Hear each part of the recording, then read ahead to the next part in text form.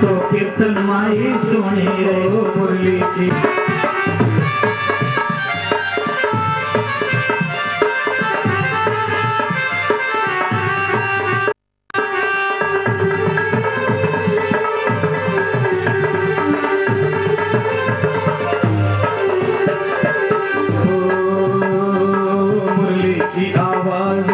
चंद्र सखी ने सुनी रे मुरली की आवाज तारी चंद्र सखी ने सुनी रे मुरली की आवाज थारी चंद्र सखी ने सुनी रे मुरली की आवाज तारी चंद्र सखी ने सुनी। चित मनड़ो चित चरणा में लगायो रे नंद लाला मनड़ो चरणा में लगायो रे नंद लाला मनड़ो चरणा में लगायो रे नंद लाला मनड़ो चरणा में लगायो रे नंद लाला चित्त भजरा में लगायो रे नंद लाला मनड़ो भजरा में लगायो रे नंद लाला बंसी जोर की बजाई रे नंद लाला नंद लाला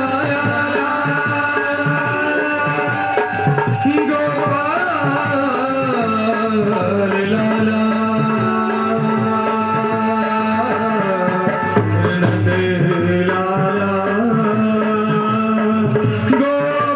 लाला बजाई रे नंद लाला वंशी प्रेम की बजाई रे नंद लाला मुरली प्रेम की बजाई रे नंद लाला वंशी प्रेम की बजाई रे नंद लाला। यमुना के किनारे गए, आषाढ़ का महीना था, गाय थी, गायों को चरा रहे थे। गाय वहां पर प्यास से बड़ी व्याकुल हुई और वे व्याकुल होकर के वहां पर जाकर के उन्होंने यमुना के अंदर जो जल था उस जल को पी लिया। और उसी वन के अंदर, हाँ उसी जल के अंदर, यमुना के जल के अंदर वहां पर काली नाग रहता रहा। उस काली नाग के विष से वो जल दूषित था। उन जल को उन्होंने गायों ने पी लिया और पीने से वे गाय मरने लगी। कृष्ण भगवान देखा हो काले नाग यहाँ पर जल को दूषित कर दिया और इनके जल के पान से मेरी गायों को ये तकलीफ हो रही, कष्ट हो रहा है। वहां पर कृष्ण भगवान ने उन काले नाग को मारने का, जल को शुद्ध करने का मानस बना करके अपने यहाँ पर खेल करते आ रहे थे कि क्या अपन गड़ी खेलते, गेंद खेलते, और कृष्ण भगवान और सभी गोपाल वहां पर गेंद खेलते एक दूसरे को मारने के लिए। और वहां पर गेंद खेलते हुए वहां पर कृष्ण भगवान के हाथ में गेंद आती है और जो ही कृष्ण भगवान के हाथ में गेंद आई, कृष्ण भगवान ने अपना दुपट्टा लिया और कमर से कस के बांधा और अपनी मुरली को उसमें लगाया और हाथ में दड़ी लेकर के, गेंद लेकर के सीधा काले नाग को निशाना बना करके जोर से दड़ी का दिया डोटा और सीधी गेंद वहां जमुना के अंदर जो बड़ा गहरा पानी था जहां काले नाग रह रहा था और जल को दूषित कर रहा था, सीधी गेंद वहां जा पड़ी। और गेंद वहां जाते ही जिसकी गेंद थी उस गोपाल ने वहां पर रोदन करना चालू कर दिया, झगड़ा करना चालू कर दिया, हे मेरी गेंद ला, मेरी गेंद ला। दूसरे गोपालों ने कहा कि अब गेंद कहां से आएंगी, गेंद तो यहाँ पर जमुना में पड़ गई, ये विष जहर है, पानी है, ये विष की तरह है। बड़ा जल को पीने के पी करके सभी लोग काले देह में गेंद चली गई, अब गेंद वापस आ नहीं सकती। वो कहता कि नहीं मेरे को गेंद यही चाहिए। उन गोपालों ने कहा कि तेरे को दूसरी गेंद दे देंगे परंतु तू उस गेंद के लिए हट मत कर। परंतु वहां पर भगवान उनकी मति को ऐसी मोहित कर देते हैं, वो वहां उसी गेंद को लेने के लिए हट करता है। कृष्ण भगवान गोपालों को कहते हैं कि हे गोपालों, आप इनसे झगड़ा नहीं करे, मैं इनकी गेंद को लेकर के आऊंगा। कृष्ण भगवान वहां पर यमुना के तट पर जाते हैं और वहां पर पेड़ पर चढ़ करके, कदम के और वृक्ष पर चढ़ करके अपनी मुरली लेकर के कृष्ण भगवान जमुना के अंदर कूद पड़ते और कूदते ही वहां पर जमुना के अंदर भगवान कृष्ण उस काली दह के अंदर जाते हैं। जाते वहां पर काली नाग की जो पत्नी थी वहां उनको कृष्ण भगवान को देखकर कहती, हे रे बालक तू यहाँ क्यों आया, तेरे को यहाँ पर मेरी पति मार देंगे। तो वहां पर कहते कि हे नागिन, मैं मेरी गेंद को लेने के लिए आया। कहा कि तेरी गेंद यहाँ पर नहीं है, तू वापस चला जा। वहां पर उनके बाद बातचीत होती है, इतने में वहां काले नाग जग जाता है और वहां पर उनके बीच में क्या बातचीत होती है देखिए। लेके मुरली रे कन्हैया, लेके मुरली ओ कूदे रे कूदे जमुना में कन्हैया, लेके मुरली ओ कूदे जमुना में कन्हैया, लेके मुरली ओ कूदे जमुना में कन्हैया, लेके मुरली ओ कूदे जमुना में कन्हैया, लेके मुरली।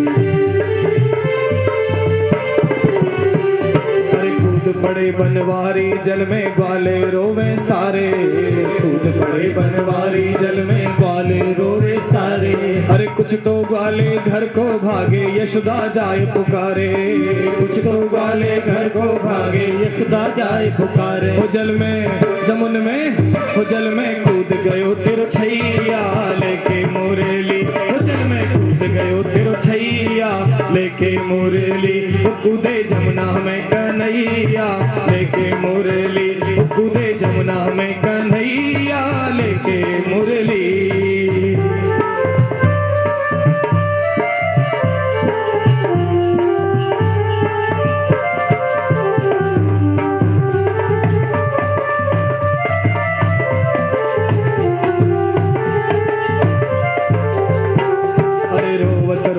यशोदा मैया जमुना तट पर आई, रोवत रोवत यशोदा मैया जमुना तट पर आई, हो श्याम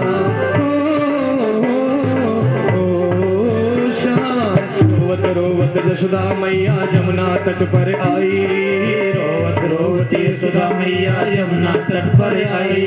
अरे मुझे छोड़कर कहाँ चले हो छोटे कृष्ण कन्हई, ये मुझे छोड़कर कहाँ चले हो छोटे कृष्ण कन्हई। ठाड़ी रे उभी रोवे तेरी मैया, लेके मुरली उभी रोवे तेरी मैया, लेके मुरली ओ कूदे जमुना में कन्हैया, लेके मुरली।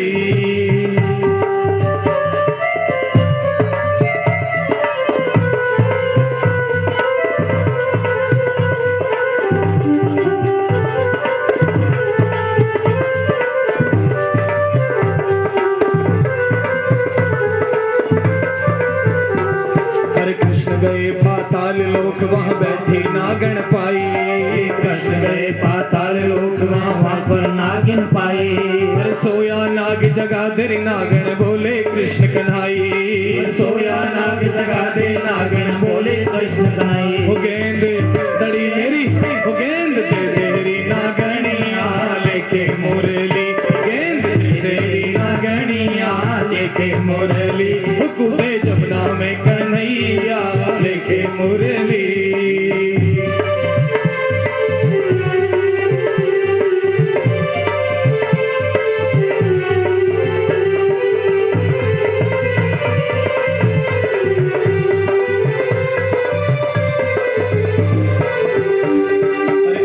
सुनकर नागन ने झट तीनों नाग जगा, सुनकर नागन ने झट नाग दियो जगा, अरे लगत फुकार बदन भयकारो चढ़े शीश पर जाए, लगी फुकार बदन भयकारो चढ़े शीश पर जार, कालो फुकाड़ो फुकाड़ो पड़ गयो कृष्ण कन्हैया, लेके मुरली फुकाड़ो पड़ गयो कृष्ण कन्हैया, लेके मुरली कूदे जमुना में कन्हैया, लेके मुरली।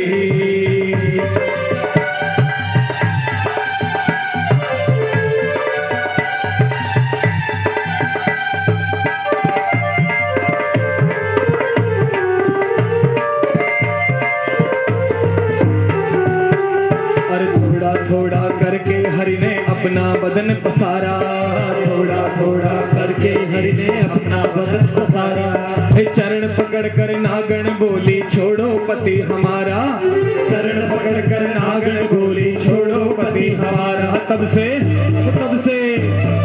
हो गए नागिन थैया लेके मुरली, तब से हो गए नागिन थैया लेके मुरली, तब से हो गए नागिन थैया लेके मुरली, तब से हो गए नागिन थैया लेके मुरली, हो लेके मुरली सावरा लेके मुरली, लेके मुरली रे कन्हैया लेके मुरली, कूदे कूदे जमुना में कन्हैया लेके मुरली, कूदे जमुना में कन्हैया लेके मुरली, कूदे जमुना में कन्हैया लेके मुरली, कूदे जमुना में कन्हैया लेके मुरली।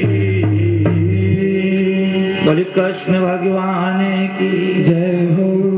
भगवान कृष्ण वहां पर जमुना में कूद पड़ते हैं। कूद पड़ते ही वहां पर सभी गोपबाल वहां पर जो ही जमुना में कूदते तो वहां पर नागिन मिलती हैं।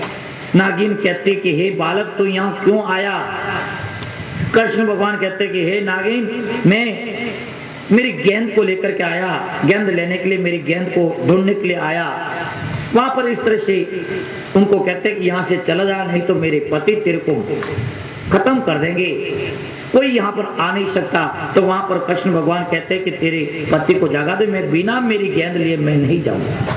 वहां नागिन काले नाग को वहां पर जगाती है।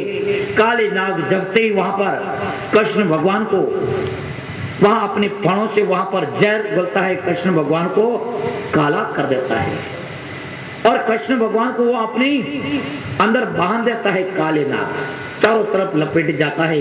कृष्ण भगवान वहां पर जब काले नाग वहां पर विष उगलता है, पूरा वो विष बाहर वैसा आता है, तो वहां पर बहने सब गोपबाल गोपियां वहां कृष्ण भगवान को इस तरह से काले नाग में बंधे हुए देख करके सब बड़े दुखी होते हैं और कुछ गोपबाल वहां पर दौड़ करके भागते सीधा घर जाते हैं और जाकर के यशोदा को, नंद बाबा को, बलदेव को कहते हे मैया, हे नंद बाबा, कृष्ण भगवान जमुना के अंदर कूद पड़े हैं, काली नाग की वहां पर बंध गए हैं। पर माँ जो ही सुनती है, यशोदा, नंद बाबा सुनते हैं, सब वो अपनी शुद्धि बुद्धि भूल जाते हैं और भाग पड़ते हैं वहां पर। और समस्त गोपियां भी वहां पर जाती है, पूरी वहां पर यमुना के किनारे, और सब वहां पर सभी गोप बाल रो रहे हैं। मैया यशोदा कृष्ण भगवान के हाल को देख करके वो अपनी शुद्धि बुद्धि भूल जाती है। वो जमुना में कूदती है, परंतु गोपियां वहां पकड़ लेती है। कहते कि हे यशोदा, एक तो कृष्ण वहां संकट में और तू वहां पर अंदर कूद करके क्यों और संकट पैदा कर रही है। कुछ गोपियां उनको पकड़ लेती है। यशोदा मूर्छित होकर के पड़ जाती, कोई शुद्धि बुद्धि नहीं। वहां पर नंद बाबा भी आते हैं, उनको भी वे भी वहां पर देख करके तुरंत वहां पर कूद पड़े और सीधे कूद करके काले नाग के फणों के ऊपर पड़े और वहां पर एक एक फण करके उनको कुचलने लगे। और जो काले नाग के फण को कुचलने के काले नाग के मुख से वहां पर खून की धाराएं निकलने लगी। और वहां पर जब इस तरह से एक के बाद एक सारे उनके फणों को कुचला, काले नाग वहां पर घायल हो गया। और वहां पर वो काले नाग की पत्नी नागिन वहां आकर के, उनकी पत्नी अपने बच्चों को लेकर के सामने आकर के खड़ी होती है और कहती कि हे भगवान, आपके चरण चिन्ह जिनके ऊपर पड़ जाते हैं उनका तो कल्याण हो जाता है। हे भगवान, आप इनके पाप के कारण आपने इनको सजा दी। आपकी दृष्टि शत्रु और पुत्र कोई भी आपके अंदर भेद नहीं, आपके लिए शत्रु और पुत्र दोनों बराबर हैं। हे भगवान, आप यदि किसी को दंड देते हैं तो उनके पापों का प्रायश्चित कराने और उसका कल्याण करने के लिए देते हैं। हे भगवान, इस नाग का बहुत बड़ा भाग्य है कि इसने इनके सिर पर आपके चरणों की धूली पड़ गई। हे भगवान, आप उनका उद्धार करें। जब काले नाग की पत्नी अपने बच्चों को लेकर के भगवान कृष्ण के सामने आती हैं, तो वहां पर उनके काले नाग की पत्नी और उन बच्चों के ऊपर दया करते हुए भगवान कृष्ण उस काले नाग को छोड़ते और उनको प्रेम भरी दृष्टि से देखते। काले नाग वापस होश में आता है और वो कृष्ण भगवान को नमस्कार करता है। भगवान कृष्ण उनको कहते हैं, हरे काले नाग, तुम यहाँ पर अपने पूरे परिवार के साथ में रमणीक द्वीप में चले जाओ और सुखपूर्वक वहां पर निवास कर। और जो जिस गरुड़ के भय से ये काले नाग गरुड़ के भय से यहाँ आकर के छुप गया था, तो वहां पर भगवान कृष्ण कहते हैं कि जिस गरुड़ के भय से तुम यहाँ आकर के छुपाए, अब वो गरुड़ तेरे मस्ती के ऊपर मेरे चरण चिन्हों को देख करके वो तेरे ऊपर कोई आक्रमण नहीं करेगा, तेरे को ऊपर कोई मुझसे कोई भय नहीं। इस तो यहाँ से अपने पूरे परिवार के सहित रमणीक द्वीप में चला जाए और इस यमुना के अंदर तेरे को रहने का कोई अधिकार नहीं। वहां से ये भगवान कृष्ण को प्रणाम करके वहां से ये यमुना से ही चला जाता है और रमणीक द्वीप में वहां पर अपने पूरे परिवार के सहित रहते हैं। इस तरह से भगवान कृष्ण ने काली नाग का मन मर्दन करके और जमुना के जल को शुद्ध किया और उनके बाद में भगवान कृष्ण और बाहर आते हैं। जब वहां पर काली नाग भगवान कृष्ण उनके ऊपर कृपा करते तो कृष्ण भगवान वहां काली नाग के उनके अंदर जो ही होश आता है तो कृष्ण भगवान उस काली नाग के फणों के ऊपर और वो काली नाग कृष्ण भगवान को अपने फणों के ऊपर लेकर के बात आता है और बात आके जो सभी गोप और गोपियां और नंद बाबा यशोदा सब बड़े दुखी थे, गाय वहां पर रो रही थी, वे सभी कृष्ण भगवान को उस काली नाग के फणों के ऊपर नृत्य करके देख करके बड़े प्रसन्नचित होते हैं और कृष्ण भगवान बाहर आते हैं, सबको वहां पर आनंदित होते हैं। और उस दिन खूब रात्रि निकल गई, वहां पर बहुत रात्रि हो गई, इसलिए सभी लोग वहीं पर निवास कर जाते हैं, यमुना के किनारे वहीं सब सो जाते हैं और वहीं सो जाते हैं। तो सोए जब ये सभी सोए हुए थे उस समय वहां पर भयंकर आग लग जाती है, आग चारों तरफ से आग वहां पर घेर लेती है। जब वहां आग लगती है तो सभी गोपियां और गोपाल कृष्ण भगवान को और बलदेव को पुकारते हैं, हरे कृष्णा कृष्णा कृष्णा हरे हरे। तो भगवान कृष्ण ने कहा, अरे सभी ये गोपाल और गोपियां सभी लोग ये दावा अग्नि के अंदर संकट में पड़ गए। तो कृष्ण भगवान ने कहा कि हे संकट के अंदर भगवान का स्मरण करो, भगवान का नाम ही अपना रक्षा कर सकता है। तो कृष्ण भगवान ने सबको वहां पर नाम स्मरण करने के लिए कहा और उन्होंने कहा कि कृष्ण भगवान ने कहा कि मैं यदि कुछ करूंगा तो ये लोग देखेंगे तो मेरे को कुछ और समझेंगे। उन्होंने कहा कि सब आंखें बंद करके स्मरण करो, सब आंखें बंद करके वे भगवान का नाम का स्मरण करने लगी। सब गोपियां और गोपाल सब आंखें बंद करके भगवान का स्मरण करते। भगवान कृष्ण उन पूरी दावा अग्नि को सबका भगवान कृष्ण पान करते हैं और पान करते वहां पर अग्नि शांत हो जाती है। शांत होते ही सभी गोपियां और गोपाल सब बड़े प्रसन्न होते और पूछते, हे कृष्ण ये अग्नि कैसे बुझ गई, ये कैसे शांत हो गई। कृष्ण भगवान कहते कि हे गोपालों, हे गोपियों, जब मैं काली नाग में कूदा ना और उस समय काले नाग में कूदा तो जब मेरे को उस संकट में देखकर के आप कितने रोए थे, आप कितने रोए थी, उसी तरह से मैं आपको इस तरह से दावा अग्नि के अंदर आप जल रहे थे। इस आपको संकट देख करके, तुम लोगों का संकट देख करके मेरे को इतना आंसू आया, इतने आंसू मेरे निकले कि हे गोपियों, हे गोपालों, ये पूरी अग्नि मेरे आंसुओं से बुझ गई, मेरे आंसू से। क्योंकि ये कहते हैं कि मैंने इनका पान किया तो देखते कि ये अपने बीच में ये कौन है, ये ऐसा अग्नि को पीने वाला। कृष्ण भगवान उनको सबको पटा। इस तरह से कहते हैं कि मेरे इतने आंसू निकले थे, अग्नि शांत हो गई। लोक तारण करण मैया तेरे आधी,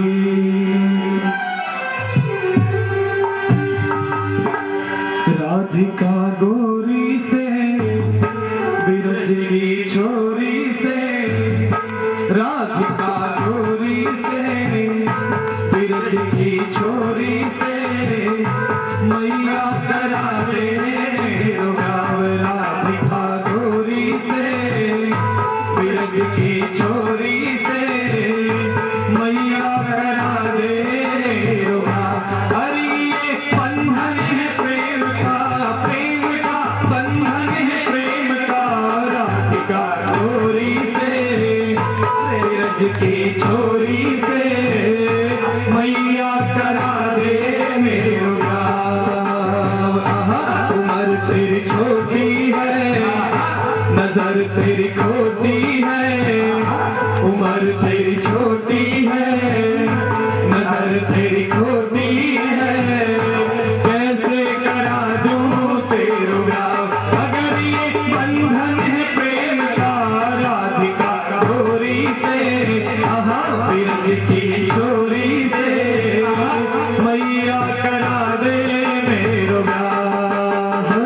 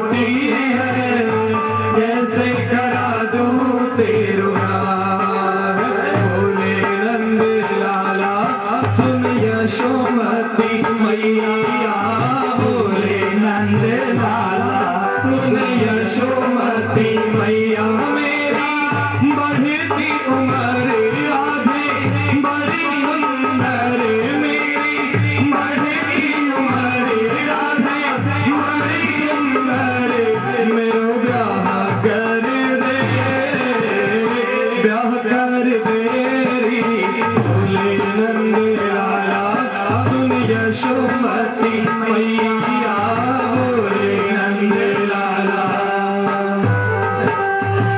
जय हो।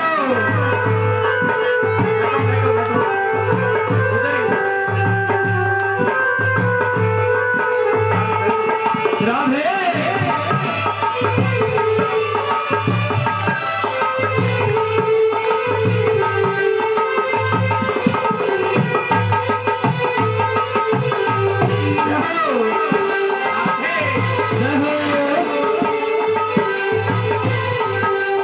फिर चंदन की चौकी पर मैया तुझको बैठा चंदन की चौकी पर मैया तुझको बैठा हर चंदन की चौकी पर मैया तुझको बैठा चंदन की चौकी पर मैया तुझको बैठा फिर अपनी राधा से माँ मैं चरण तेरे दबवाऊं अपनी राधा से माँ मैं चरण तेरे दबवाऊं भोजन में बनवाऊंगा बनवाऊंगा छप्पन प्रकार के राधिका गोरी से बिरज की छोरी से मैया करा दे मेरो ब्याह उम्र तेरी छोटी है नजर तेरी खोटी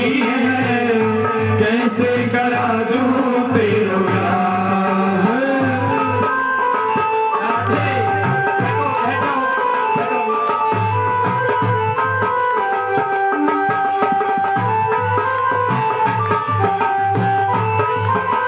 जय हो कन्हैया खुशामद करा है माँ की ये मैया ब्याह करा दे पर छोटी सी दुल्हनिया तेरे अंगना में बोलेगी छोटी सी दुल्हनिया जब तेरे अंगना में डोलेगी और मेरे मैया तेरे सामने मैया वो घूंघट ना खोलेगी तेरे सामने मैया वो घूंघट ना खोलेगी हर गाँव से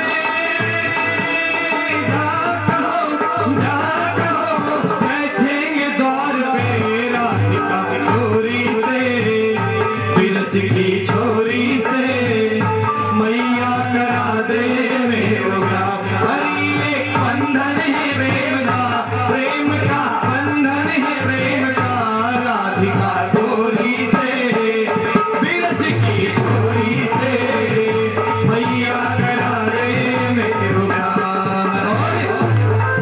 हरी दूल्हा मुझे बना दे ब्याह राधा से करवा दे मैया दूल्हा मुझे बना दे ब्याह राधा से करवा दे ओ बरसाने वाली छोरी वो चांद चकोरी बरसाने वाली छोरी वो चांद चकोरी वो राधा गोरी गोरी वो गोरी बाती छोरी वो राधा गोरी गोरी वो गोरी बाती छोरी मेरे भाई भाई बिठा दे ब्याह राधा से करवा दे मैया दूल्हा मुझे बना दे ब्याह राधा से करवा दे दूल्हा मुझे बना दे ब्याह राधा से करवा दे राधिका गोरी से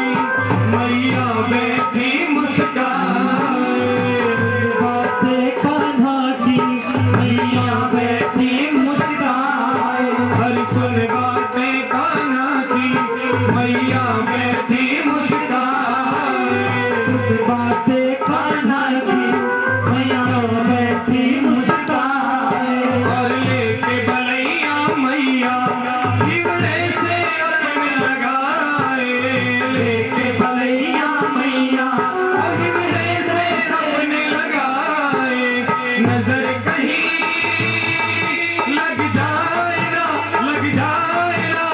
अब मेरे लाल को राधिका गोरी से, बिरज की छोरी से, कान्हा राधिका गोरी से, बिरज की छोरी से, ओ कान्हा करा दूं तेरो गाँव, कान्हा करा दूं तेरो गाँव, अगर ये बंधन है प्रेम का बंधन है प्रेम का, राधिका छोरी से, बिरज की छोरी से, कान्हा करा दूं तेरो गाँव, राधिका छोरी से, बिरज की छोरी से, कान्हा करा दूं तेरो गाँव, मैया करा दे मेरो गाँव, कान्हा करा दूं तेरो गाँव, मैया करा दे मेरो गाँव,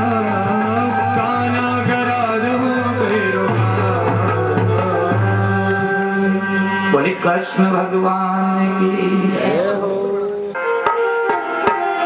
मुझे दिल की बीमारी है, ओ मुझे दिल की बीमारी है, मुझे दिल की बीमारी है, अब जिया वैद क्या देखे, मुझे दिल की बीमारी है, अब जिया वैद क्या देखे, मुझे दिल की बीमारी है, हो मुझे दिल की बीमारी है, मुझे दिल की पकड़ो पकड़ो दौड़ो दौड़ो खाना मारा जाए, कभी गुंज में कभी गली में हाथ नहीं वो आए, गोकुल की गलियों में मच गया शोर, गोकुल की गलियों में मच गया शोर, आखिर खा गयो माँ चोरे,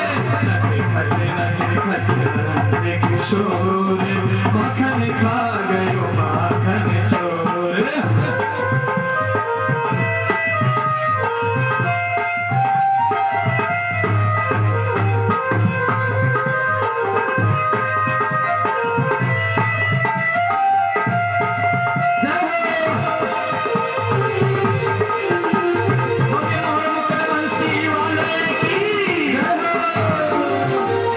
संग में सखाओं की टोली खड़ी, संग में सखाओं की टोली खड़ी, माखन चुराने की आदत पड़ी, माखन चुराने की आदत पड़ी, ओ माखन चुराने की आदत पड़ी, माखन चुराने की आदत पड़ी, ऊंची मटकिया में माखन धरो, ऊंची मटकिया में माखन धरो, अरे आंगन में माखन बिखरो पड़ो, आंगन में माखन बिखरो पड़ो, आंगन में अरे हाथ नहीं आए झपट दे हाथ, गटक गटक माखन गटकाए, हाथ नहीं आए झपट दे हाथ, गटक गटक माखन गटकाए, यही रोज का इसका दौर, यही रोज का इसका दौर, माखन खा गयो माखन चोर, नटे खटे नटे किशोर, माखन खा गयो माखन चोर।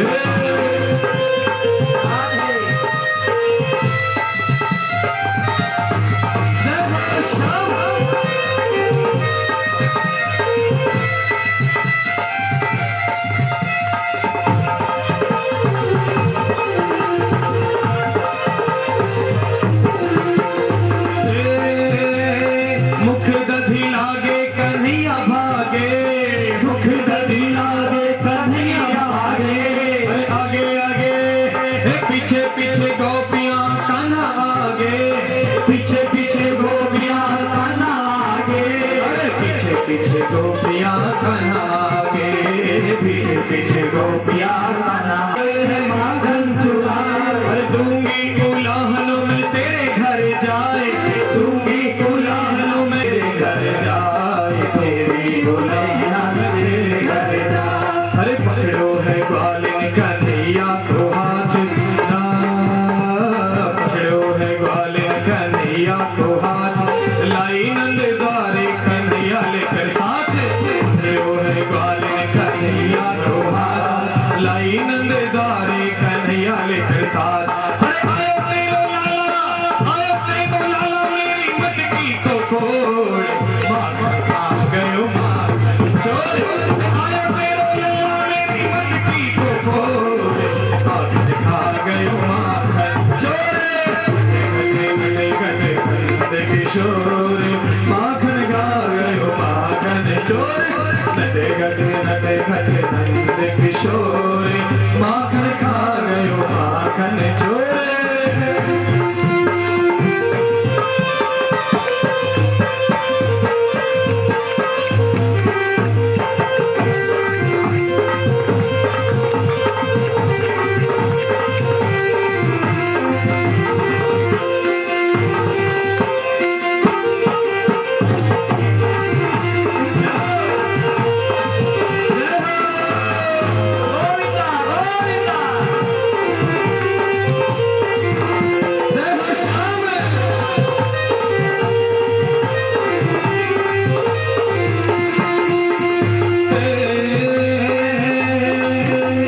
कान्हा की अखियन में आंसू भरे, कान्हा की अखियन में आंसू भरे। अरे कैसे यशोदा माँ धीरज धरे, कैसे यशोदा माँ धीरज धरे, कैसे यशोदा माँ धीरज धरे, कैसे यशोदा माँ धीरज धरे।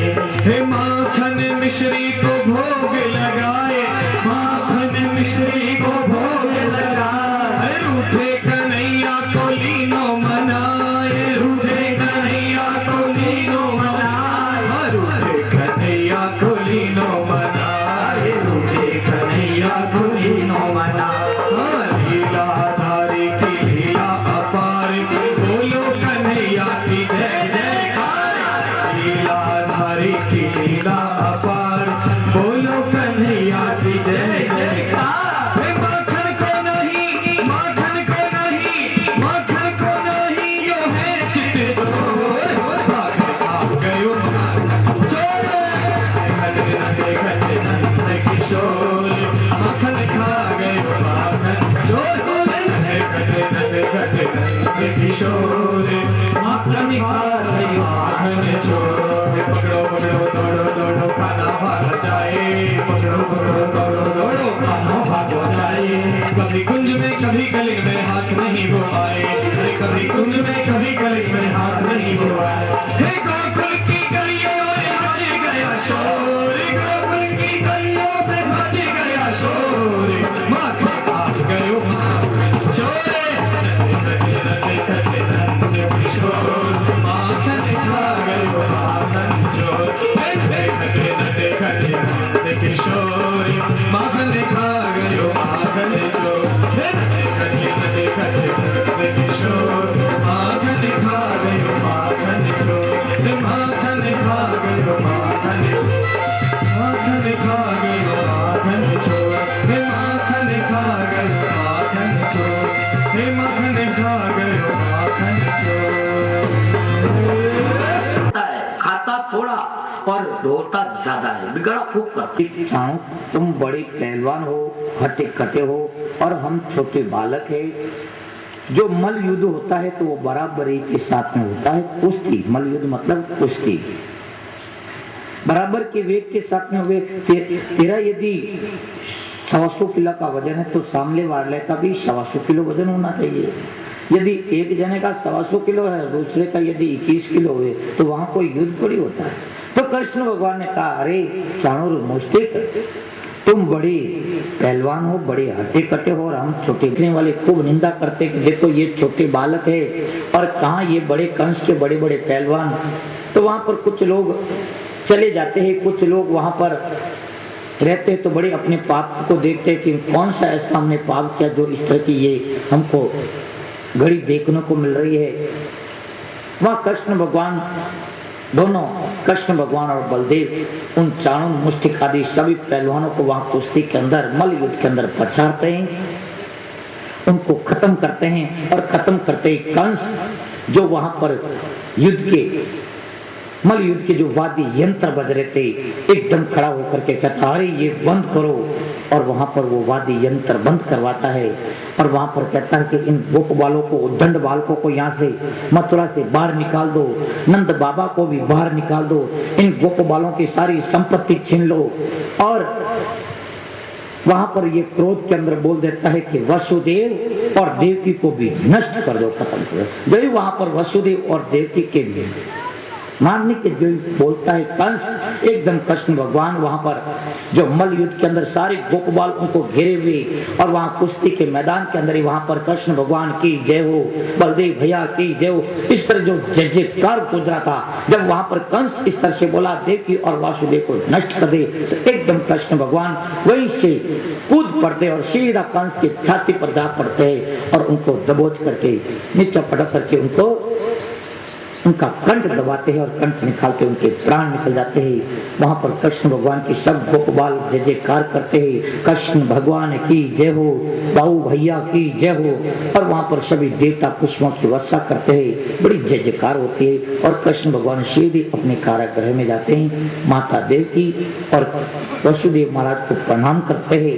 वहां उनको माता देवकी और वसुदेव अपने पुत्र को पाकर के बड़े भाव विभोर हो जाते हैं। माँ देवकी अपने गले लगा देती है। कृष्ण भगवान भी कहते हैं कि हे माँ, हे पिता, आपको मेरे कारण आपको नहीं सह जैसे कष्ट इस दुष्ट राक्षस ने, कंस ने दिए हैं, मैं आपकी रक्षा नहीं कर पाया, आप मुझे क्षमा करें। कृष्ण भगवान वहाँ माँ देवकी और वसुदेव महाराज से क्षमा मांगते, प्रणाम करते हैं। और उनके बाद में अपने जो नाना थे उग्रसेन, उनको भी वहाँ पर मुक्त करवाते हैं और उन उग्रसेन को ला करके राजगद्दी पर बैठाया। और बलदेव है, ये वसुदेव के और देवकी के पुत्र हैं, ये यशोदा और नंद बाबा के नहीं हैं। वहां पर इस तरह से कहते हैं। और सब कृष्ण भगवान वहां नंद बाबा और गोप बालों को, उन सभी को वहां पर जाकर के प्रणाम करते हैं नंद बाबा को। और नंद बाबा को कहते हैं बाबा, अब आप वापस व्रज जाइए, मैं जरा कुछ यहाँ पर ठीक मथुरा के अंदर करके फिर बाद में मैं आऊँगा, आप घर वापस घर जावे, क्योंकि मेरी मैया अकेली है और मेरे नहीं रहने पर वो मैया उनका बेहाल है, और आप जाएंगे तो जरा मैया का कुछ आसरा रहेगा, आप वापस जावे। कृष्ण भगवान बहने आज बहुत दुख हो रहा है, अपनी मैया से, अपनी नंद बाबा से, अपनी सखों से, बाल सखों से वे बिछुड़ रहे हैं। जिस समय कृष्ण ब्रज से आए तो उस समय जैसे गोपियां बड़ी विरह के अंदर रो पड़ी थी, बेहाल हुई थी, इसी तरह से आज कृष्ण अपने सखों से, नंद बाबा से बिछुड़ रहे तो उनका हृदय वहां पर रो रहा है, फूट रहा है। अपने सखों को कुछ उपहार दिया, नंद बाबा को प्रणाम किया, उनको विदा किया। नंद बाबा को कहा, हे बाबा, कंस का वध होने के कारण जरासंध आदि कुछ ये द्रोही लोग हैं, वो यहाँ पर उपद्रव मचाएंगे, और यदि मैं आपके साथ में यदि वृंदावन चला गया तो ये लोग वहां मेरे को निमित्त बना करके अनेकों प्रकार के उपद्रव करेंगे। इसलिए मेरे व्रज के अंदर शांति बनी रहे, वहां मेरी गोपियों को और मेरे गोप बालों को, मेरी मैया यशोदा को और मेरी गायों को मेरे कारण किसी प्रकार को उनको कष्ट नहीं हुए। इसलिए हे बाबा, जरा मैं यहीं रह करके ये जरासंध आदि दुष्ट हैं, इनका मैं जरा अंत करके फिर बाद में मैं वापस, हे बाबा मैं आऊंगा। इस तरह से वहां पर कृष्ण भगवान उनको विदा करते हैं और उनके बाद में गुरुकुल पढ़ने के लिए उनको यज्ञ पवित्र संस्कार करते कृष्ण भगवान और बलदेव के ज्ञान के साथ। जो हमारे वेद शास्त्र, धर्म शास्त्र कहते हैं कि गुरु के बिना ज्ञान नहीं है, ईश्वर भक्ति की प्राप्ति नहीं, और ईश्वर भक्ति के बिना मनुष्य जीवन की पूर्णता नहीं है, भलाई नहीं है। ईश्वर भक्ति में मनुष्य जीवन की भलाई है, पूर्णता है, और वो ईश्वर भक्ति बिना गुरु नहीं मिलती। गुरु शब्द का अर्थ ही मैंने इनका भाव है, वो मने अंधकार और रो मने प्रकाश। जो अज्ञान रूपी अंधकार से हटा करके जो ज्ञान रूपी प्रकाश की तरफ जो बढ़ाए उसको गुरु का है। गुरु शब्द का भाव है कि जो अज्ञान रूपी अंधकार से हटा करके ज्ञान रूपी प्रकाश की तरफ जो बढ़ाता है उसको गुरु कहा। तो यहाँ पर यह श्रुति वेद कहता, गुरु बिना ज्ञान कैसा, ज्ञान बिना मुक्ति कैसे आवे तेरे ध्यान में, इस समान नहीं दूसरा कोई जान नहीं। गुरु के समान बहने यहाँ पर शिष्य के लिए और कोई होता नहीं है। गुरु सबसे बड़े होते हैं।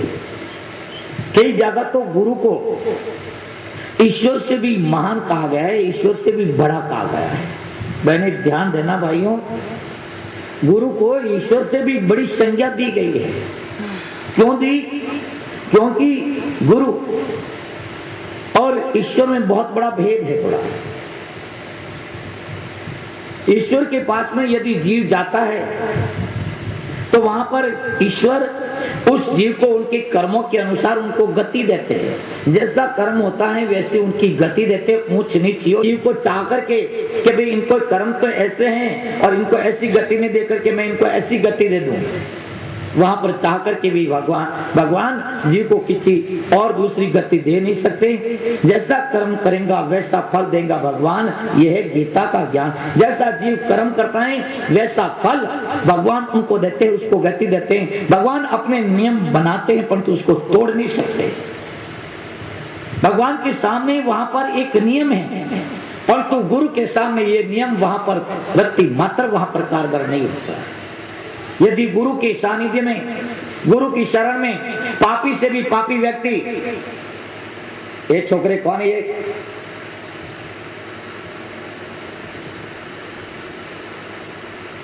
क्या ये खेल का मैदान में काम करता है। गुरु की शरण में भले पापी से भी पापी, महापापी दुराचारी भी यदि वो गुरु की शरण में चला जाता है तो बहने गुरु वहां पर उनके जीव के कर्म को नहीं देखते हैं, जबकि भगवान को तो उनके कर्म देखने पड़ते हैं। जैसा कर्म है वैसी उनको गति देनी पड़ती है। भगवान के सामने अपने खुद के बनाए हुए जो विधान है, नियम है, वहां अर्चन करते हैं, परंतु गुरु के सामने वो नियम विधान कोई कारगर नहीं होते। कैसा भी पापी से पापी, मां दुष्ट भी यदि गुरु की पूर्ण शरणागति धारण कर देता है तो गुरु उनको मुक्त कर देते हैं सभी कर्मों को जला करके। गुरु के पास में वो ज्ञान है, वो एक औषधि है। कृष्ण भगवान गीता में कहते हैं ज्ञान अग्नि दग्ध कर्माणि, ज्ञान रूपी अग्नि के अंदर सारे कर्म उनके जल करके भस्म कर देते हैं, करा देते हैं। और वो ज्ञान ऐश्वर्य भक्ति का ज्ञान, परमेश्वर की भक्ति का ज्ञान, भक्ति दान मोय दीजियो, भक्ति के दान केवल गुरुदेव दे सकता है। और उस भक्ति के अंदर जीव के सारे कर्म जल करके भस्म हो जाते हैं। बहने भाइयों, गुरु को इसीलिए महान कहा गया है। अपनी कबीरदास जी का दोहा जो हम रोज बोलते हैं, गुरु गोविंद दोनों खड़े काके लागू पाए, बलिहारी गुरु आपने गोविंद दियो बता है। मानो ऐसी घड़ी भगवान करे ऐसे सबके जीवन में आ जाए, यदि मिल जाए, उस समय शिष्य बड़ी धर्म संकट में पड़ जाता है। मैं किसको प्रणाम करूं, किसको नमस्कार करूं? गुरु गोविंद दोनों खड़े काके लागू पाए, बड़ी धर्म संकट में पड़ जाता है, किसको प्रणाम करूं? मैंने आपको एक मैं बात बताता हूं, सुनिए भाई। एक भरा नहा धो करके भगवान का भजन करता, स्मरण करता, भगवान के भजन भाव करता था, अपने कल्याण का साधन पहले करता था, फिर बाद में संसारिक जो कार्य होता वो करता था। पहले अपने जीवन का कार्य कल्याण का साधन करता था। तो उनकी पत्नी थी, बड़ी पतिव्रता नार थी। उस पत्नी ने, पतिव्रता नार ने अपने पति से कहा, हे पतिदेव, आप रोज नित्य नेम करते हैं, भगवान का स्मरण करते हैं, पूजा पाठ करते हैं, जब ध्यान करते हैं, हे पतिदेव, मुझे भी आप गुरुदेव की मिलान कराइए ना, गुरु हमारे को भी करवाइए, मैं भी मेरा जीवन का कुछ कल्याण चाहती हूँ। तो वहां पर पतिदेव ने कुछ समय तक उन बात को टालते रहे कि हाँ हाँ, परंतु इधर करवाया नहीं, गुरुदेव की कोई प्राप्ति हुई नहीं उसको, तो और उनकी उत्तरता बढ़ती गई, क्योंकि उनके पतिदेव तो रोज भजन करते, माला फेरते, पूजा पाठ करते, जब ध्यान करते हैं, और उनको कोई गुरु मिला नहीं, उसने कोई गुरु किया नहीं, तो बिना गुरु तो भक्ति हो नहीं सकती। भले हाँ अपन पूजा पाठ करें, उनसे कोई नहीं, परंतु बिना गुरु कभी भी ईश्वर की प्राप्ति नहीं होती है। एक बात ध्यान देना बहन, मैं यहाँ एक और संकेत आपको करना चाहता हूँ भाई लोग, कि जब तक सच्चे गुरु की प्राप्ति नहीं होती है, सच्चे गुरु की, जिनको आपके ऊपर आपका विश्वास हो, जब तक गुरु की प्राप्ति नहीं होती है, जब तक शंकर भगवान को ही गुरु माना जाता है, शंकर भगवान को ही गुरु मानकर के वहां पर भक्ति करे, भक्ति करना चाहिए, शंकर भगवान को ही गुरु माने, क्योंकि वो आदि गुरु है। शंकर गुरु, जय शंकर गुरु, शंकर गुरु है। तो वहां पर वो वैसे पूजा पाठ करती थी, परंतु ये ख्याल था कि बिना गुरु भक्ति सफल नहीं है, जीवन सफल नहीं। तो अपने पति से कहा कि हे पतिदेव, मुझे गुरु करवाइए ना, आप तो रोज अपनी गुरु के बताए हुए नित्य नियम का पालन कर रहे हैं, पूजा पाठ जब ध्यान कर रहे हैं, हे भगवान मेरे भी कल्याण का कोई साधन बताइए। तो उन्होंने पतिदेव ने देखा कि ये बोल तो रही है, परंतु अभी तक इसके अंदर वो जिज्ञासा पूरी, उत्कंठा नहीं जगी, मुमुक्षुपन नहीं जगा पूरा वहां, और बार बार कहते गई। एक दिन उसने कहा और बड़ा भाव के साथ में, हे पतिदेव, मैं आपको बार बार कह रही हूँ और आप मेरे जीवन का कल्याण का कोई साधन नहीं ढूंढ रहे। पाति इति पति, कल भी अपने ध्यान पति का अर्थ किया, पाति इति पति, जो मृत्यु के भय से जो रक्षा करे वो पति है, जो मृत्यु के भय से रक्षा करे उसको पति का।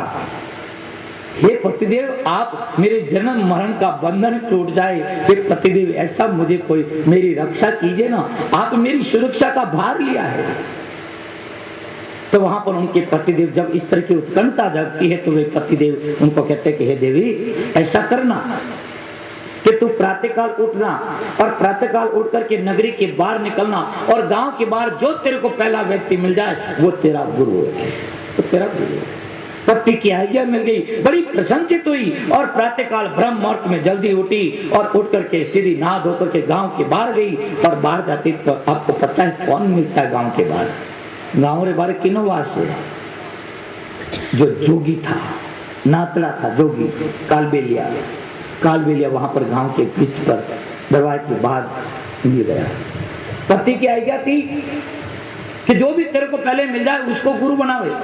वहां पर उनको जाकर के हाथ जोड़ा और कहा कि हे भगवान, आप मेरे गुरु हैं। मेरे पति ने कहा कि जो भी पहले मिल जाए आज तेरे को, तेरे गुरु है, आप मुझे ईश्वर भक्ति का उपदेश देवे, मेरे को मंत्र दीक्षा देवे।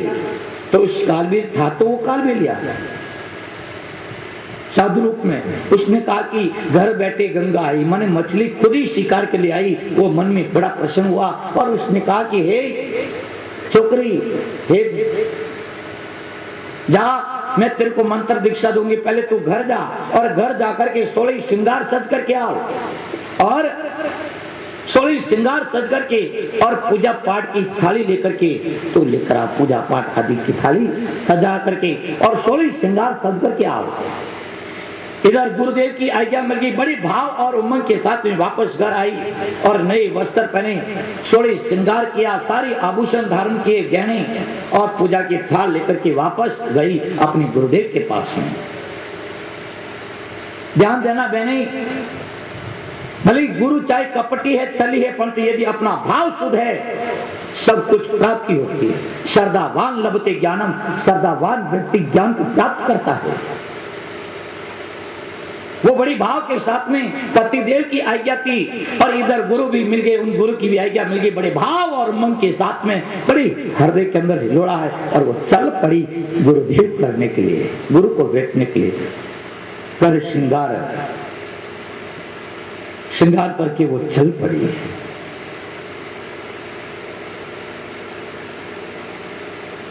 श्रृंगार करके जाती हो,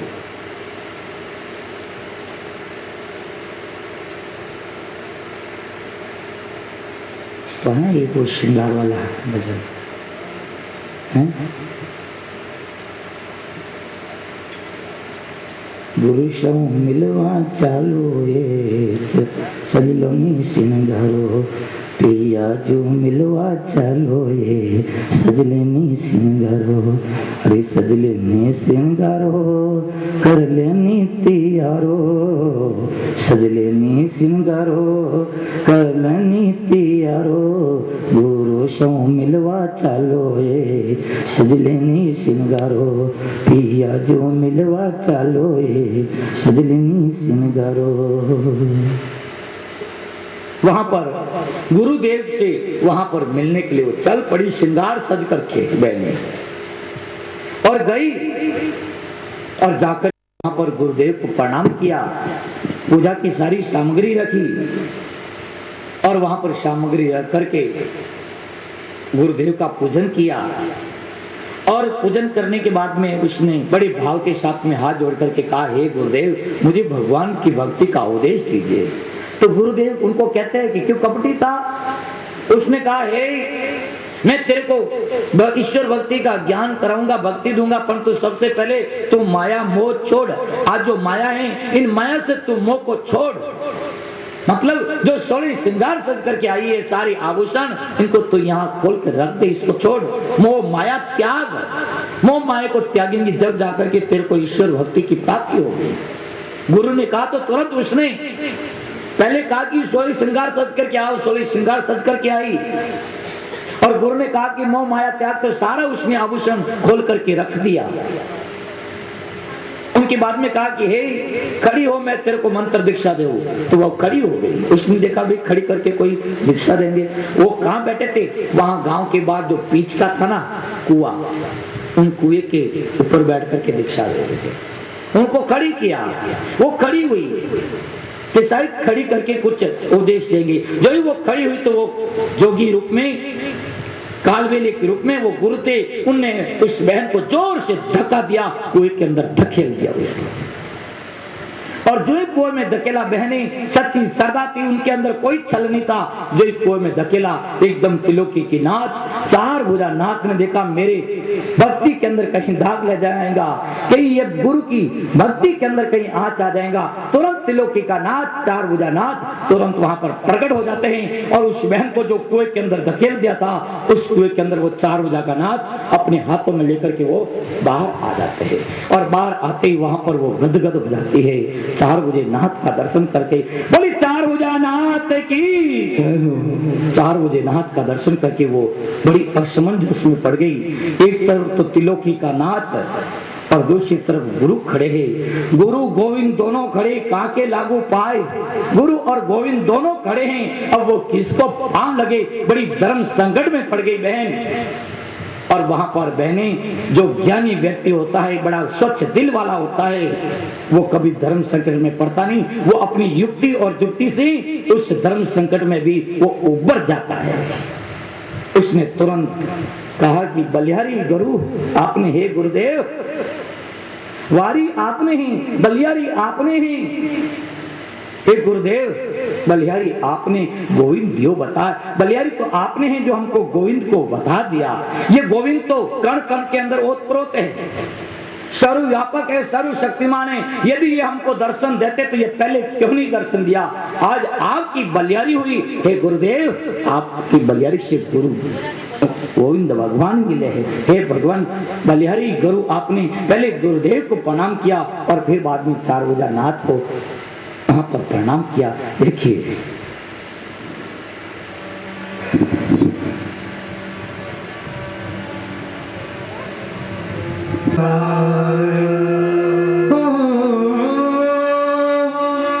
अरे भव जल डूबत तारिया रे, भव जल डूबत तारिया रे, मारा सतगुरु लियो रे उबार नावड़ी मझधारी, मारा सतगुरु लियो रे उबार नावड़ी मझधारी, हार नावड़ी मझधारी। वारियो गुरुदेव आपने बलिहारी, वारियो गुरुदेव आपने बलिहारी, वारियो गुरु सखन बलिहारी।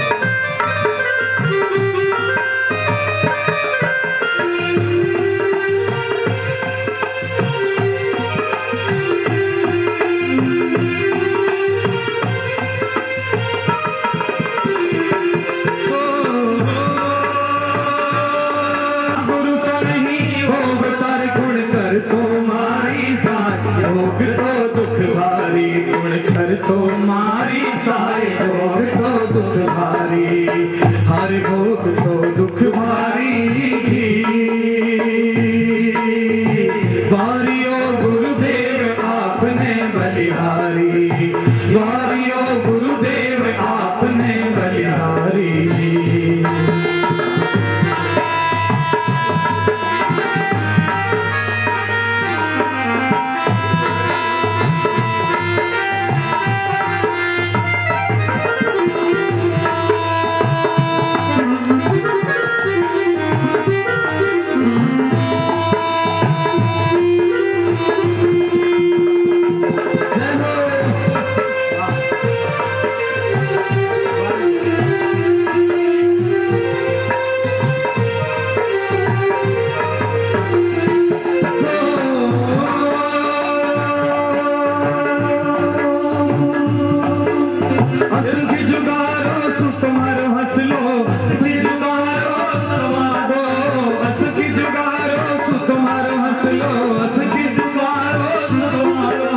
सतगुरु दियो जगाए शब्द दे सिसकारी, हर सतगुरु दियो जगाए शब्द दे सिसकारी, हर शब्द दे सिसकारी।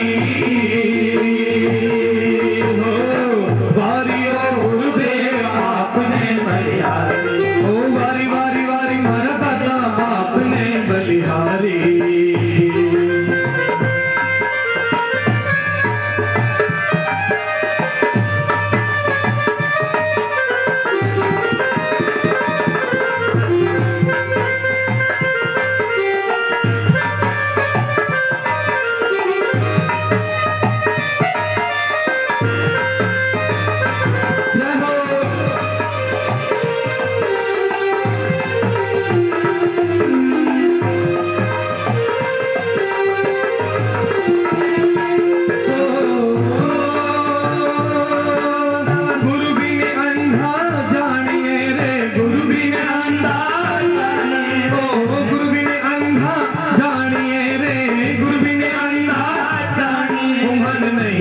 कमर